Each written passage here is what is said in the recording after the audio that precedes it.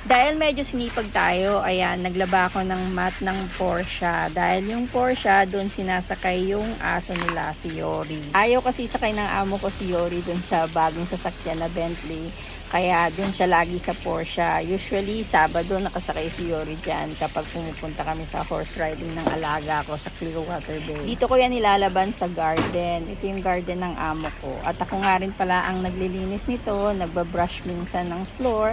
Tapos nagdidilig ng halaman everyday. Kalalabas ko nga lang din pala dyan kay Yori at pagdating nga namin, ayan, nagbrush na ako ng mat na ito at kailangan medyo sipagsibagan lang natin ng kaunti. Kahit na nga wala ang amo, kumbaga, konting trabaho, madaming pahinga. Buti na nga lang ang amo namin, hindi yan naghabili ng mga gagawin. Kumbaga, malalaki na kami, alam na namin kung anong dapat namin gawin. O siya, sige na, thanks for watching, salamat sa pakikinig.